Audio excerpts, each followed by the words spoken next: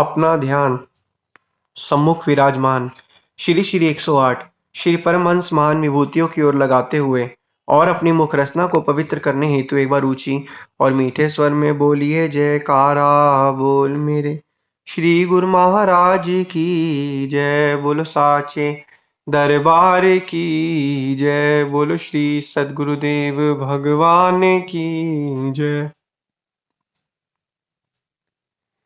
गुरुमुखों, श्री परमहंस अद्वैत मत के रूहानी शहंशाह श्री श्री 108 श्री परमहंस सतगुरुदेव महाराज जी श्री दूसरी पातशाह जी सन 1921 में ककिया जिला बन्नू सीमा प्रांत, वर्तमान में यह स्थान पाकिस्तान में है, सत्संग प्रचार के लिए ठहरे हुए थे। इन्हीं दिनों ककिया पर एक डाका पड़ा। डाकू लोग एक भगत के लड़के को पकड़कर ले गए।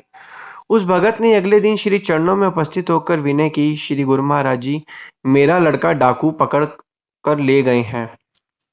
श्री सद्गुरुदेव महाराज जी ने फरमाया, मालिक का भजन करो, सब ठीक हो जाएगा। उस समय तो वह भगत वहां से चला गया। 3 दिन के पश्चात डाकुओं की ओर से उस भगत के नाम एक पत्र आया कि 10,000 रुपये अमुक स्थान पर भिजवा दो तो तुम्हारे लड़के को छोड़ दिया जाएगा, नहीं तो इसके जीवन से हाथ धो बैठेगा। उसका केवल एक ही लड़का था। यह समाचार मिलते ही भागा भागा श्री चरणों में उपस्थित हुआ। सब वृतांत डाकुओं का विनय किया। आप जी ने फरमाया कि तुम्हें पहले भी कहा गया है कि भगवान का भजन करो, कुदरत सब काम ठीक करेगी। वह भगत वहां से तो चुपचाप चला गया, परंतु मन में सोचने लगा कि अब मेरे लड़के के छूटने की कोई आशा नहीं हो सकती। ना मैं इतना रुपया दे सकूंगा, ना डाकू लड़के को छोड़ेंगे। उस समय का 10,000 रुपया आज के 10 लाख के बराबर है। अब भगत जी घर जाकर कुछ थोड़ा बहुत भजन पूजन करने लगे। दोहा, दुख में सुमिरन सब करे, सुख में करे ना कोई। जो सुख में सुमिरन करे, तो दुख काहे को होए। विधि का खेल देखो। डाकू उस लड़के को साथ ले जाकर पहाड़ी के अंदर छुपकर बैठे थे। लड़के को एक कोने में बिठाया हुआ था और उसके हाथ पांव बंधे हुए थे। सब डाकू निश्चिंत होकर खाना खा रहे थे। एकदम उन्हें उसी पहाड़ी पर एक सिपाही घूमता हुआ नजर आया। एक डाकू ने कहा कि पुलिस आ गई। सब डाकू उस लड़के को वहीं छोड़कर तथा भोजन भी मध्य में ही छोड़कर दौड़ पड़े। डाकुओं के भागने पर वह सिपाही नीचे उतरकर लड़के के पास आया। उससे सब हाल पूछा। लड़के ने अपना नाम, पिता का नाम वह गांव सब बताया। डाकुओं का सब हाल सिपाही को सुनाया। सिपाही ने उसके हाथ पांव खोले और साथ लाकर उसके गांव के पास लड़के को छोड़ दिया। लड़के ने सिपाही को घर चलने के लिए विवश किया, परंतु सिपाही ने कहा कि मेरा काम तो तुम्हें छुड़ाने का था, सो हो गया, अब मैं जाता हूँ। उस लड़के ने घर पहुंचकर अपने पिताजी को सब आप बीती कह सुनाई। वह भगत मन ही मन समझ गया कि श्री सद्गुरुदेव महाराज जी के अतिरिक्त इस विषम परिस्थिति में कौन वहां पहुंच सकता है। अवश्य ही श्री सद्गुरुदेव महाराज जी स्वयं वहां पहुंचे होंगे। दूसरे दिन वह भगत उस लड़के को साथ लिए श्री चरणों में पहुंचा और आप जी का बहुत बहुत धन्यवाद कर क्षमा मांगने लगा।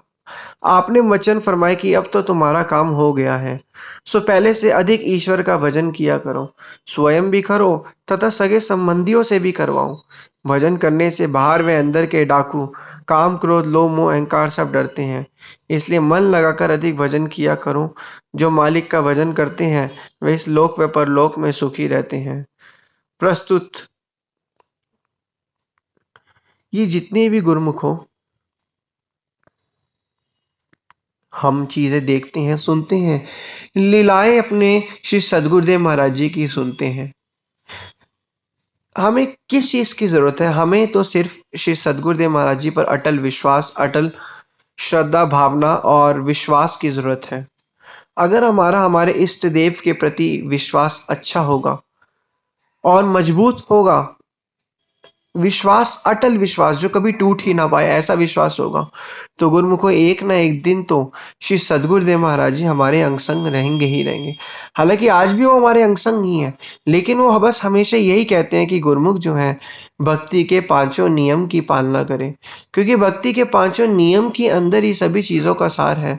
जितना जितना गुरुमुख जो है भक्ति की नियमों की पालना करता रहेगा, उतना उतना उसको अपने अंदर में ही फील महसूस होगा कि मेरे अंदर में अपने आप ही बदलाव आ रहा है। जितना बदलाव आता रहेगा, उतना ही जो जीव है, यह उसका जो मन है, श्री चरणों में लगता रहेगा और मन शांत आनंद से झूम उठेगा। उसका ये लोक तो सुखी होगा, साथ में उसका परलोक भी सुहेला बनेगा। तो इसलिए गुरुमुखों, हमने पांचों नियम की पालना करनी है।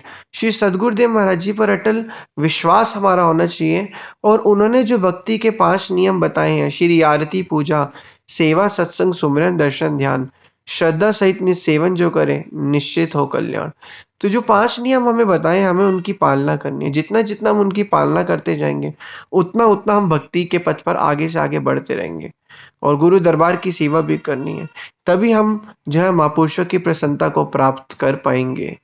बोलो जयकारा बोल मेरे श्री गुरु महाराज की जय। बोलो श्री सद्गुरुदेव भगवान की जय।